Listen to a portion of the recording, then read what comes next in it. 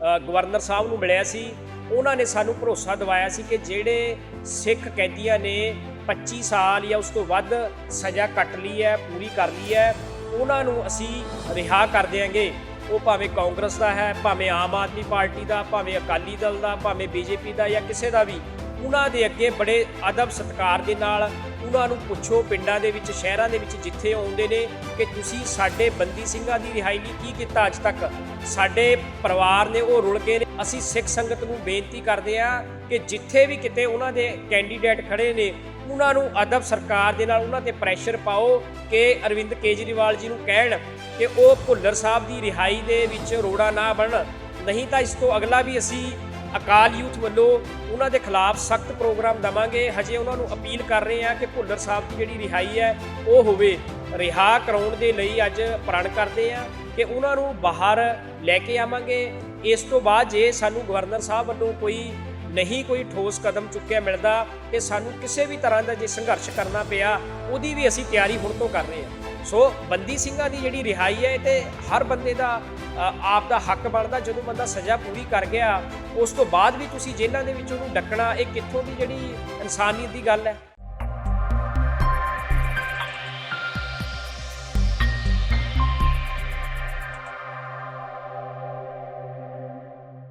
देखो जी, असी अज अकाल यूथ वालों 11 मार्च 11 जनवरी बंदी ਸਿੰਘਾਂ की रिहाई संबंधी असी प्रोग्राम दिता सीगा कौम के अगे।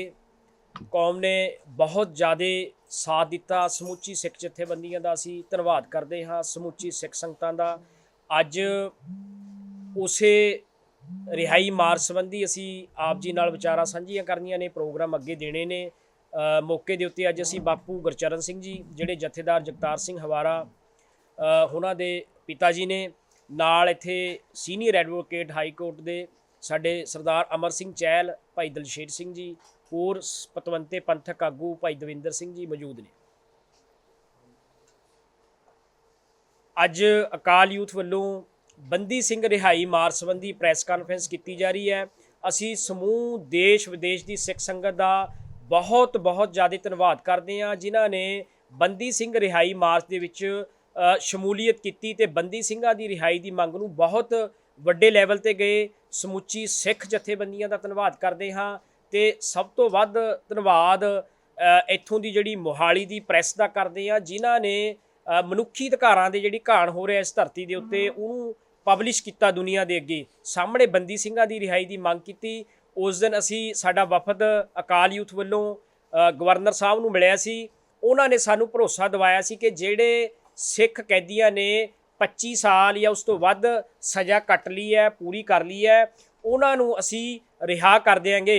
उस तो बाद साडे वकील साहबान ने, इन्हां दे पैनल ने, उन्हां दे जिहड़े सर्टिफिकेट ने वो अप्लाई करते ने, उन्हां दी सारियां लिस्ट बनातियां ने। उन्हां दे विच जिहड़े नां ने वो मैं तुहाडे नाल सांझे कर लिया जिन्हां ने 25 साल तो वध सज़ा जिहड़ी है वो पूरी कर ली है। उहदे च हैगा भाई गुरमीत सिंह ने, इन्हां ने 28 साल 5 महीने कैद कट चुके ने। भाई लखविंदर सिंह ने 26 साल 3 महीने की है। जथेदार जगतार सिंह हवारा साहब ने 26 साल 3 महीने है भी। उस तो बाद भाई शमशेर सिंह ने 28 साल 5 महीने। उन्हां दे नाल प्रोफैसर दविंदर पाल सिंह भुल्लर ने ये भी 26 साल कट चुके ने। बलवंत सिंह राजूआणा जी ने ये भी 26 साल कट चुके ने। उस तो इलावा भाई गुरदीप सिंह खैड़ा ने एक 31 साल के नेड़े सज़ा पूरी कर चुके हैं। सो जी पहली लिस्ट उन्होंने कहा सी 25 साल वाली वो असी तैयार करके अज ही शाम नूं गवर्नर साहब नूं सौंप देनी है कि आ साडे बंदे ने वो तुसी रिहा करो। उस तो इलावा असी नाल दी नाल इन्हां दी भी अगे मंग करांगे। भाई जगतार सिंह तारा ने, भाई परमजीत सिंह भ्योरा ते कुछ होर जिहड़े साडे बंदी सिंह ने जेलों के विच बंद ने उन्हां दी रिहाई लई असी जद्दोजहद कर रहे हैं।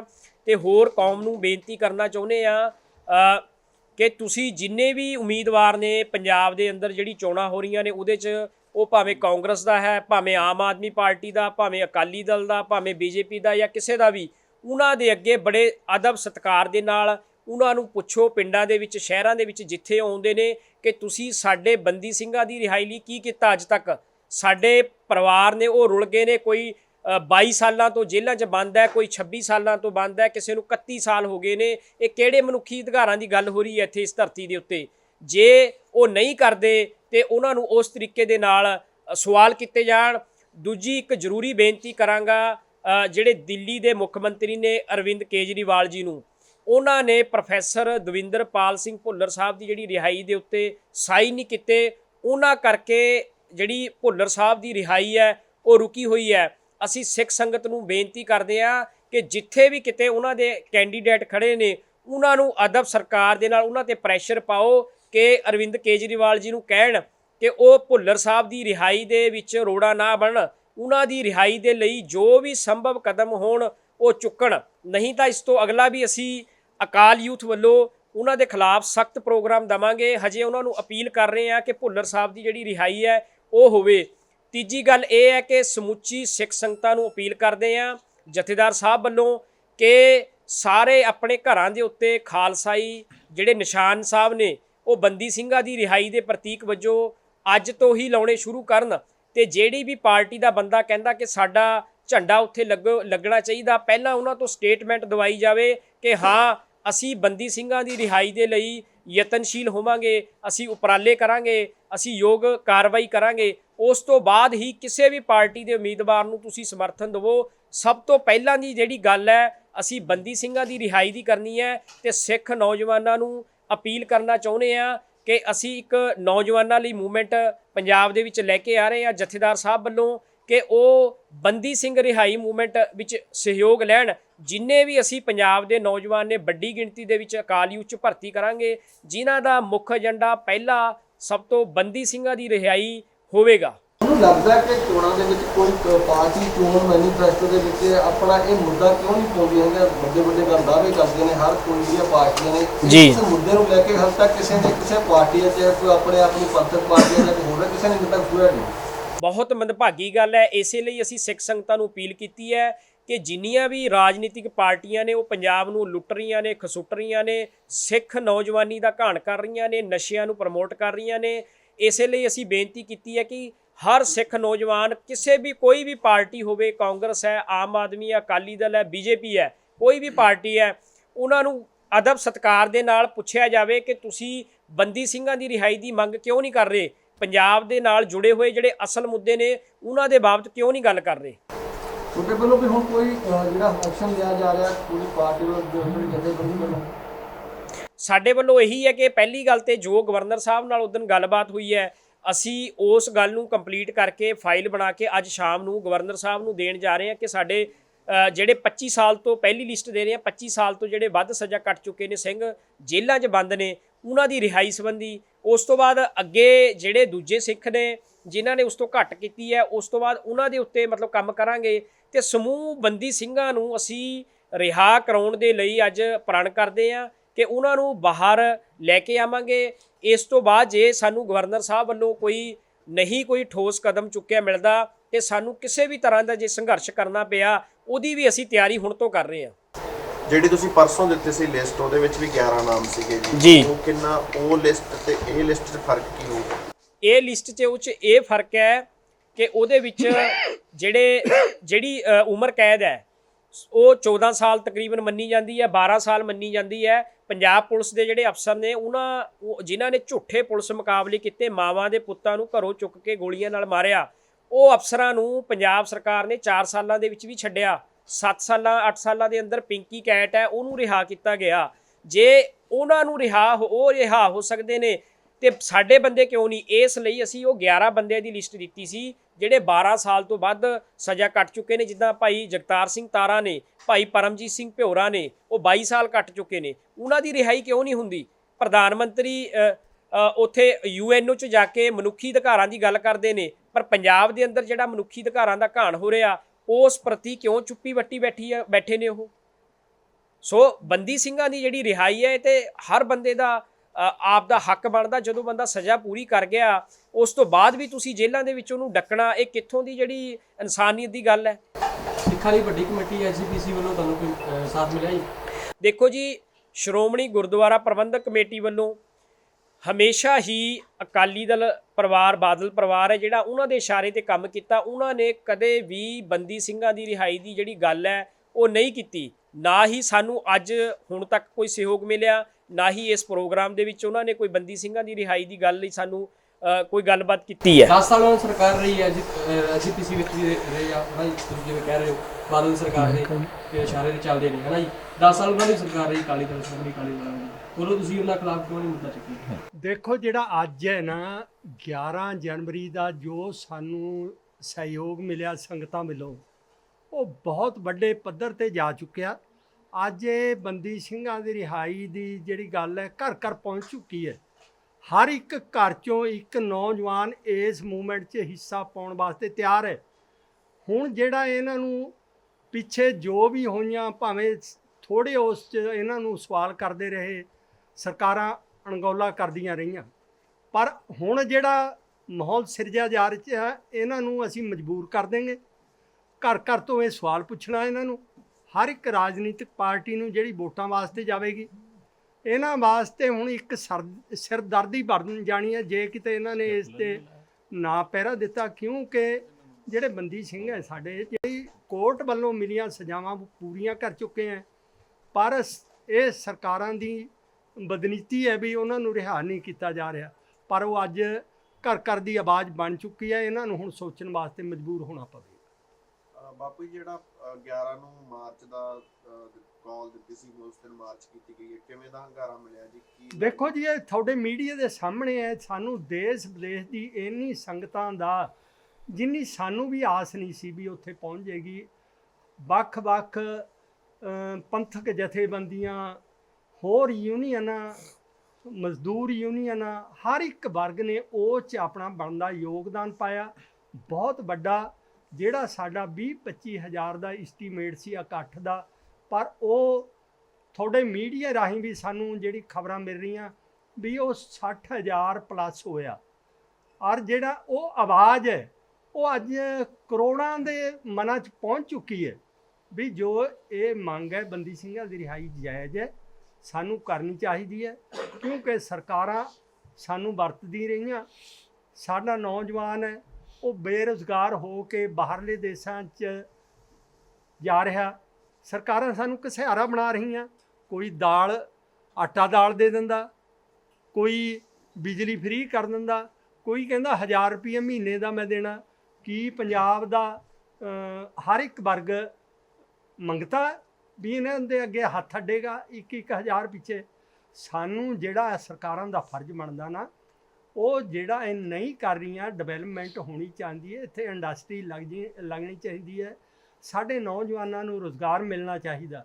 ਪਰ ਅੱਜ ਬਾਹਰਲੀਆਂ ਸਟੇਟਾਂ ਤੋਂ ਲਿਆ ਕੇ ਇੱਥੇ ਉਹਨਾਂ ਬੰਦਿਆਂ ਨੂੰ ਰੁਜ਼ਗਾਰ ਦਿੱਤਾ ਜਾ ਰਿਹਾ, ਜਦਕਿ ਪੰਜਾਬ ਦਾ ਨੌਜਵਾਨ ਹੈ ਉਹ ਵਿਦੇਸ਼ਾਂ 'ਚ ਜਾ ਕੇ ਮਜ਼ਦੂਰੀ ਕਰਨ ਵਾਸਤੇ ਮਜਬੂਰ ਹੋ ਰਿਹਾ। ਪਰ ਇਹ ਸਰਕਾਰਾਂ ਦੀ ਬਹੁਤ ਗਲਤ ਨੀਤੀਆਂ, ਇਹਨਾਂ ਨੂੰ ਸੋਚਣਾ ਚਾਹੀਦਾ ਇਸ ਵਾਸਤੇ। ਜਿਹੜਾ ਇਹ ਮੁੱਦਾ ਹੁਣ ਭਖ ਚੁੱਕਿਆ ਨਾ, ਜੇ ਸਰਕਾਰਾਂ ਨੇ ਹੁਣ ਵੀ ਇਸ 'ਤੇ ਧਿਆਨ ਨਾ ਦਿੱਤਾ ਤਾਂ ਇਸ ਆਉਣ ਵਾਲੀਆਂ ਫਿਰ ਇਹਨਾਂ ਨੂੰ ਜਵਾਬਦੇਹ ਹੋਣਾ ਪਵੇਗਾ। ਜਿੱਥੇ ਗਵਰਨਰ ਸਾਹਿਬ ਨੇ ਸਾਨੂੰ 11 ਤਰੀਕ ਨੂੰ ਪੂਰਾ ਭਰੋਸਾ ਦਿੱਤਾ ਵੀ ਜਿਹੜੇ 25 ਸਾਲ ਸਜ਼ਾ ਕੱਟ ਚੁੱਕੇ ਉਹਨਾਂ ਦੀ ਰਿਹਾਈ ਪੱਕੀ ਹੋਏਗੀ, ਅਸੀਂ ਉਹਨਾਂ ਦਾ ਵੀ ਆਉਣ ਵਾਲੇ ਦਿਨਾਂ 'ਚ ਜੇ ਅਸੀਂ ਤਾਂ ਪੂਰੇ ਆਸਬੰਦ ਹੈ ਵੀ ਇਸ 'ਤੇ ਪੂਰਾ ਉਤਰਨਗੇ, ਉਹਨਾਂ ਦੀ ਰਿਹਾਈ ਹੋਏਗੀ। ਅਸੀਂ ਉਸ ਗਵਰਨਰ ਸਾਹਿਬ ਦਾ ਵੀ ਧੰਨਵਾਦ ਕਰਾਂਗੇ। ਇੱਕ ਹੋਰ ਗੱਲ ਐਡ ਕਰਦੇ ਹਾਂ ਕਿ ਕੁਝ ਸੰਸਥਾਵਾਂ ਵੱਲੋਂ, ਜਥੇਬੰਦੀਆਂ ਵੱਲੋਂ ਹਮੇਸ਼ਾ ਕਿਹਾ ਜਾਂਦਾ ਸੀ ਕਿ ਤੁਸੀਂ ਜੇਕਰ ਬੰਦੀ ਸਿੰਘਾਂ ਦੀ ਰਿਹਾਈ ਦੀ ਗੱਲ ਕਰਨੀ ਹੈ, ਹੋਰ ਪੰਥਕ ਮੁੱਦਿਆਂ ਤੇ ਗੱਲ ਕਰਨੀ, ਕਿ ਇਕੱਠ ਦਿਖਾਓ। ਉਹਨਾਂ ਲੋਕਾਂ ਨੂੰ ਬਹੁਤ ਵੱਡੀ ਖਾਲਸਾ ਪੰਥ ਨੇ ਵੰਗਾਰ ਪਾਈ ਹੈ ਕਿ ਪੰਥ ਹੈ ਜਿਹੜਾ ਕੱਲ੍ਹ ਵੀ ਪੰਥਕ ਮੁੱਦਿਆਂ ਤੇ ਇਕੱਠਾ ਸੀ, ਖਾਲਸਾ ਪੰਥ ਅੱਜ ਵੀ ਇਕੱਠਾ। ਜੇ ਕੱਲ੍ਹ ਨੂੰ ਇਸ ਤੋਂ ਵੱਧ ਵੀ ਇਕੱਠ ਕਰਨਾ ਹੋਵੇ ਤਾਂ 4 ਗੁਣਾ ਵੱਧ ਵੀ ਇਕੱਠ ਹੋ ਸਕਦਾ, ਜਿਵੇਂ ਚੱਬੇ ਦੀ ਧਰਤੀ ਦੇ ਉੱਤੇ ਸਰਬੱਤ ਖਾਲਸੇ ਨੇ ਕੀਤਾ ਸੀਗਾ ਉਸ ਸਮੇਂ। ਤੇ ਤੁਹਾਨੂੰ ਮੀਡੀਆ ਵਾਲੇ ਨੂੰ ਵੀ ਬੇਨਤੀ ਹੈ ਕਿ ਅਸੀਂ ਅੱਜ ਇੱਥੇ ਪ੍ਰੈਸ ਕਾਨਫਰੰਸ ਕਰ ਰਹੇ ਹਾਂ, ਪ੍ਰਸ਼ਾਸਨ ਨੂੰ ਵੀ ਤੁਸੀਂ ਸਵਾਲ ਕਰੋ ਕਿ ਇੱਥੇ ਉਹਨਾਂ ਨੇ ਕਿੰਨੀ ਵੱਡੀ ਗਿਣਤੀ 'ਚ ਮਤਲਬ ਇੱਥੇ ਫੋਰਸ ਲਾਈ ਹੋਈ ਹੈ, ਵੀ ਪਤਾ ਨਹੀਂ ਇੱਥੇ ਅਸੀਂ ਕੀ ਕਰਨ ਲੱਗੇ ਹਾਂ। ਬਾਕੀ ਕੁਛ ਟੈਕਨੀਕਲ ਕੁਐਸਚਨ ਨੇ, ਆਨਸਰ ਨੇ, ਉਹ ਸਾਡੇ ਸੀਨੀਅਰ ਐਡਵੋਕੇਟ ਨੇ ਅਮਰ ਸਿੰਘ ਚਹਿਲ ਸਾਹਿਬ, ਉਹ ਤੁਹਾਡੇ ਨਾਲ ਗੱਲਬਾਤ ਕਰ। ਬਹੁਤ ਮਿਹਰਬਾਨੀ ਸਾਰੇ ਪ੍ਰੈਸ ਦੇ ਜਿਹੜੇ ਸੱਜਣ ਸਾਡੇ ਕੋਲ ਆਏ ਨੇ। ਗਵਰਨਰ ਸਾਹਿਬ ਕੋਲ ਅਸੀਂ ਕੋਈ 11 ਕੁ ਆਦਮੀ ਦਾ ਵਫਦ ਡੈਲੀਗੇਸ਼ਨ ਲੈ ਕੇ ਗਏ ਸੀ। ਕੋਵਿਡ ਕਰਕੇ ਉਹਨਾਂ ਨੇ ਸਿਰਫ 2 ਆਦਮੀਆਂ ਨੂੰ ਕਿਹਾ ਵੀ 2 ਆਦਮੀ ਆਓ, ਤੇ ਜਿਹਦੇ ਵਿੱਚ ਮੈਂ ਤੇ ਦੀਪ ਸਿੱਧੂ ਦੋਨੋਂ ਜਿਹੜੇ ਸੀ, ਇਹ ਸਾਰਿਆਂ ਵੱਲੋਂ ਫੈਸਲਾ ਹੋਇਆ ਵੀ ਤੁਸੀਂ ਜਾ ਕੇ ਗਵਰਨਰ ਸਾਹਿਬ ਨੂੰ ਮਿਲੋ। ਗਵਰਨਰ ਸਾਹਿਬ ਆਪਣੇ ਦਫ਼ਤਰ ਦੇ ਵਿੱਚ ਬੈਠੇ ਸੀ, ਉਹਨਾਂ ਨੂੰ ਅਸੀਂ ਮੈਮੋਰੈਂਡਮ ਦਿੱਤਾ। ਉਹਨਾਂ ਨੇ ਪੜ੍ਹ ਕੇ ਤੇ ਵੇਖ ਕੇ ਕਹਿੰਦੇ ਜੀ ਤੁਸੀਂ ਇਹ ਲਿਖਿਆ ਹੈ ਵੀ ਇਹ 25-25 ਸਾਲ ਪੂਰੇ ਕਰ ਗਏ ਨੇ, ਇਹ ਗੱਲ ਠੀਕ ਹੈ? ਤਾਂ ਉਹਨਾਂ ਨੂੰ ਅਸੀਂ ਦੱਸਿਆ ਵੀ ਬਿਲਕੁਲ ਠੀਕ ਆ, ਅਸੀਂ ਤੁਹਾਡੇ ਕੋਲ ਜਿਹੜੇ ਉਹਨਾਂ ਦੇ ਨਾਂ ਦਿੱਤੇ ਨੇ ਇਹ ਗੱਲ ਜਿਹੜੀ ਹੈ ਦਰੁਸਤ ਦਿੱਤੀ ਹੈ। ਉਹ ਕਹਿੰਦਾ ਇਹਦੇ ਤੁਸੀਂ ਮੈਨੂੰ ਜਿਹੜੇ ਨੇ ਕੁਝ ਵਿਸਤਾਰ ਹੋਰ ਦਿਓ ਕਿ ਕਦੋਂ ਉਹਨਾਂ ਨੂੰ ਫੜਿਆ ਹੈ, ਕਿਹੜੇ ਕੇਸ ਫੜਿਆ ਹੈ ਤੇ ਕਿੰਨੇ ਸਾਲ ਪੂਰੇ ਕਰ ਗਏ ਨੇ। ਸੋ ਉਹ ਅਸੀਂ ਜਿਹੜਾ ਹੈ ਸਾਰਾ ਡਿਟੇਲ ਕਢਾ ਲਈਆਂ ਨੇ। ਜਿਹੜਾ ਕਸਟਡੀ ਸਰਟੀਫਿਕੇਟ ਇੱਕ ਜੇਲ੍ਹ ਵਾਲੇ ਦਿੰਦੇ ਹੁੰਦੇ ਨੇ, ਉਹਦੇ 'ਚ ਦੱਸਦੇ ਨੇ ਵੀ ਕਿੰਨਾ ਚਿਰ ਜਿਹੜਾ ਹੈ ਇਹ ਕੈਦੀ ਨੇ ਭੁਗਤ ਲਿਆ ਹੈ। ਉਹ ਅਸੀਂ ਜਿਹੜਾ ਹੈ ਇਹਦੇ 3 ਗਰੁੱਪ ਬਣਾਏ ਨੇ ਜੀ। 3 ਸੱਜਣ, ਜਿਸ ਤਰ੍ਹਾਂ ਸ਼ਮਸ਼ੇਰ ਸਿੰਘ ਹੈਗਾ, ਗੁਰਮੀਤ ਸਿੰਘ ਹੈਗਾ, ਲਖਵਿੰਦਰ ਸਿੰਘ ਹੈਗਾ। ਇਹਨਾਂ ਦੇ ਜਿਹੜੇ ਹੈ ਅਸਲੀਅਤ ਦੇ ਅਨੁਸਾਰ ਇਹਨਾਂ ਨੇ 26 ਸਾਲ ਤੋਂ ਜ਼ਿਆਦਾ ਜਿਹੜੀ ਹੈ ਕੁਝ ਮਹੀਨੇ 26 ਸਾਲ ਤੋਂ ਕੁਝ ਮਹੀਨੇ ਕੈਦ ਕੱਟ ਚੁੱਕੇ ਆ। ਇਹਨਾਂ ਨੂੰ ਰਮਿਸ਼ਨ ਵੀ ਮਿਲਦੀ ਹੈ ਵੀ ਉੱਥੇ ਠੀਕ ਠਾਕ ਰਹੇ ਨੇ ਤੇ ਇਹਨਾਂ ਨੂੰ ਛੁੱਟੀਆਂ ਵੀ ਮਿਲਦੀਆਂ ਰਹੀਆਂ। ਇਸ ਕਰਕੇ ਜੇ ਉਹਨਾਂ ਦੀ ਰਮਿਸ਼ਨ ਪਾ ਲਈਏ ਤਾਂ ਉਹਨੂੰ 30 ਸਾਲ ਤੋਂ ਉੱਪਰ ਬਣ ਜਾਂਦੀ ਹੈ। ਦੂਜਾ ਗਰੁੱਪ ਸਾਡੇ ਕੋਲ ਆ ਜਾਂਦਾ ਹੈ ਜਗਤਾਰ ਸਿੰਘ ਤਾਰਾ, ਜਗਤਾਰ ਸਿੰਘ ਖਵਾਰਾ ਤੇ ਪਰਮਜੀਤ ਸਿੰਘ ਪਿਓਰਾ ਤੇ ਰਾਜੋਆਣਾ। ਉਹਨਾਂ ਦੀ ਜਿਹੜੀ ਹੈ ਸਜ਼ਾ ਥੋੜ੍ਹੀ ਡਿਫਰ ਕਰਦੀ ਹੈ, ਕਿਸੇ ਦੀ 25 ਸਾਲ ਹੋ ਜਾਂਦੀ ਹੈ, ਕਿਸੇ ਦੀ 20 ਸਾਲ ਹੋ ਸਕਦੀ ਹੈ, ਕਿਸੇ ਦੀ 26 ਸਾਲ ਹੋ ਸਕਦੀ ਹੈ। ਉਹਨਾਂ ਨੂੰ ਅਸੀਂ ਅਲੱਗਾ ਗਰੁੱਪ 'ਚ। ਇੱਕ ਗੱਲ ਜਿਹੜੀ ਹੈ ਸਾਡੇ ਕੋਲ ਜਿਹੜਾ ਹੈ ਰਿਕਾਰਡ ਦੇ ਅਨੁਸਾਰ ਇਹਨਾਂ 4 ਸੱਜਣਾਂ ਨੂੰ ਇਹਨਾਂ ਨੇ ਕੋਈ ਰਮਿਸ਼ਨ ਨਹੀਂ ਦਿੱਤੀ। ਇਹ ਉਹਨਾਂ ਦੀ ਆਪਣੀ ਪਾਲਿਸੀ ਹੈ, ਸਾਨੂੰ ਨਹੀਂ ਪਤਾ ਲੱਗ ਪਾਇਆ ਵੀ ਇਹ ਕੀ ਗੱਲ ਹੈ। ਤੇ ਜਿਹੜੇ 2 ਸੱਜਣ ਬਾਹਰਲੇ ਨੇ, ਦਵਿੰਦਰਪਾਲ ਸਿੰਘ ਭੁੱਲਰ, ਇਹ ਦਿੱਲੀ ਜਿਹੜੀ ਹੈਗੀ ਆ, ਦਿੱਲੀ 'ਚ ਇਹਨਾਂ ਦਾ ਕੇਸ ਹੋਇਆ ਸੀ, ਤੇ ਗੁਰਦੀਪ ਸਿੰਘ ਖਹਿਰਾ ਜਿਹੜਾ ਉਹਦਾ ਕਰਨਾਟਕ ਸਟੇਟ 'ਚ ਹੋਇਆ ਸੀ। ਉਹ 2 ਬਾਹਰਲੀ ਸਟੇਟ 'ਚ ਹੋਣ ਕਰਕੇ ਉਹਨਾਂ ਨੇ ਦੱਸਿਆ ਵੀ ਗੁਰਦੀਪ ਸਿੰਘ ਖਹਿਰਾ ਤੇ 30 ਸਾਲ ਦੇ ਲਗਭਗ ਕੱਟ ਚੁੱਕਾ ਹੈ, ਦਵਿੰਦਰਪਾਲ ਸਿੰਘ ਭੁੱਲਰ ਵੀ ਜਿਹੜਾ ਹੈ ਉਹ 26 ਸਾਲ ਦੇ ਲਗਭਗ ਸਜ਼ਾ ਕੱਟ ਚੁੱਕਾ ਹੈ। ਗਵਰਨਰ ਸਾਹਿਬ ਨੇ ਇਹ ਗੱਲ ਕਹੀ ਸੀ ਵੀ ਗੱਲ ਜੇ ਤੁਹਾਡੀ ਬਿਲਕੁਲ ਸੱਚੀ ਹੈ, ਜੇ ਠੀਕ ਹੈ, ਹਾਲਾਤਾਂ ਦੇ ਅਨੁਸਾਰ 25-25 ਸਾਲ ਤੱਕ ਤੁਹਾਡੀ ਬੰਦੇ ਅੰਦਰ ਨੇ, ਤੇ ਸਾਡਾ ਜਿਹੜਾ ਹੈ ਕਾਨੂੰਨੀ ਤੌਰ 'ਤੇ ਅਸੀਂ ਉਹਨਾਂ ਨੂੰ ਰੱਖਣਾ ਵਾਜਬ ਨਹੀਂ ਸਮਝਾਂਗੇ, ਅਸੀਂ ਉਹਨੂੰ ਛੱਡ ਦਿਆਂਗੇ, ਤੇ ਤੁਸੀਂ ਸਾਨੂੰ ਇਹਦੀਆਂ ਜਿਹੜੀਆਂ ਡਿਟੇਲਸ ਜਿਹੜੀਆਂ ਸਾਰੇ ਦੇ ਦਿਓ। ਸੋ ਅਸੀਂ ਉਹ ਇਕੱਠੇ ਕਰ ਲਏ ਨੇ, ਅਸੀਂ ਦੇ ਰਹੇ ਹਾਂ। ਸੋ ਇਹਨਾਂ 3 ਦੇ ਵਿੱਚੋਂ ਜਿਹੜੇ ਹੈਗੇ ਨੇ ਗਰੁੱਪ ਬਣਾਏ ਮੈਂ। ਦਵਿੰਦਰਪਾਲ ਸਿੰਘ ਭੁੱਲਰ ਦੀ ਉਹਨਾਂ ਨੇ ਇਹ ਗੱਲ ਕਹੀ ਸੀ ਕਿ ਮੈਂ ਦਿੱਲੀ ਵਾਲਿਆਂ ਨੂੰ ਲਿਖਾਂਗਾ, ਤੁਹਾਡੀ ਸਿਫਾਰਿਸ਼ ਕਰਾਂਗਾ ਵੀ ਇਹ ਛੱਡਣਾ ਚਾਹੀਦਾ। ਇਸੇ ਤਰ੍ਹਾਂ ਕਰਨਾਟਕ ਸਟੇਟ ਨੂੰ ਜਿਹੜਾ ਗੁਰਦੀਪ ਸਿੰਘ ਖਹਿਰਾ ਹੈ ਉਹਦੇ ਲਈ ਲਿਖਿਆ ਜਾਏਗਾ। ਸੋ ਇਸ ਨਾਤੇ ਅਸੀਂ ਇਸ ਗੱਲ ਨੂੰ ਇਸ ਤਰ੍ਹਾਂ ਤੋਰ ਰਹੇ ਹਾਂ ਕਿ ਕਾਨੂੰਨੀ ਤੌਰ 'ਤੇ ਜਦੋਂ ਨਾ ਤਾਂ ਤੁਹਾਡਾ ਕਾਨੂੰਨ ਇਜਾਜ਼ਤ ਦਿੰਦਾ ਹੈ, ਮਨੁੱਖੀ ਅਧਿਕਾਰਾਂ ਦੀ ਗੱਲ ਆ ਜਾਂਦੀ ਹੈ। ਇਸੇ ਤਰ੍ਹਾਂ ਦੇ ਜਿਨ੍ਹਾਂ ਨੂੰ 302 'ਚ ਸਜ਼ਾ ਹੋਈ ਹੈ, ਜਿਨ੍ਹਾਂ ਨੂੰ ਉਮਰ ਕੈਦ ਹੋਈ ਹੈ, ਉਹਨਾਂ ਨੂੰ ਤੁਸੀਂ 8 ਸਾਲ ਬਾਅਦ ਵੀ ਛੱਡ ਦਿੰਦੇ ਰਹੇ ਆ, 12 ਸਾਲ ਵੀ ਛੱਡ ਦਿੰਦੇ ਰਹੇ ਆ, 14 ਸਾਲ ਤਾਂ ਬਿਲਕੁਲ ਹੀ ਉਸ ਤੋਂ ਬਾਅਦ ਨਹੀਂ ਕਿਸੇ ਨੂੰ ਵੀ ਬਾਅਦ। ਤੇ ਜਿਹੜੇ ਹੁਣ ਜਿਸ ਤਰ੍ਹਾਂ ਗਿਆਨੀ ਜੀ ਨੇ ਦੱਸਿਆ, ਇਹਨਾਂ ਨੇ ਆਪਣੇ ਜਿਹੜੇ ਬੰਦੇ ਪੁਲਿਸ ਵਾਲੇ ਨੇ ਜਿਹੜੇ ਨੌਜਵਾਨ ਮਾਰੇ ਨੇ, ਇਹ ਸ਼ੋਅ ਕਰਕੇ ਵੀ ਉਹਨਾਂ ਨਾਲ ਮੁਕਾਬਲਾ ਹੋਇਆ, ਤੇ ਮੁਕਾਬਲਾ ਜਿਹੜਾ ਹੈ ਸੁਪਰੀਮ ਕੋਰਟ ਤੱਕ ਇਹ ਸਾਬਤ ਹੋ ਗਿਆ ਵੀ ਉਹ ਝੂਠਾ ਮੁਕਾਬਲਾ ਸੀ। ਇਹਨਾਂ ਨੇ ਬੰਦੇ ਫੜ ਕੇ ਮਾਰੇ ਨੇ। ਉਮਰ ਕੈਦ ਉਹਨਾਂ ਨੂੰ ਵੀ ਹੋਈ ਹੈ। ਜੇ ਉਹਨਾਂ ਨੂੰ ਤੁਸੀਂ 4 ਸਾਲ ਬਾਅਦ ਹੀ ਛੱਡ ਸਕਦੇ ਆ, ਤੇ ਇੱਥੇ 20 25 ਜਾਂ 30 ਸਾਲ ਵੀ ਹੋ ਗਏ, ਤੇ ਫਿਰ ਇਹ ਕਿਹੜੇ ਕਾਨੂੰਨ ਦੀਆਂ ਜਿਹੜੀ ਹੈਗੀ ਆ ਤੁਸੀਂ ਗੱਲਾਂ ਕਰਦੇ ਆ?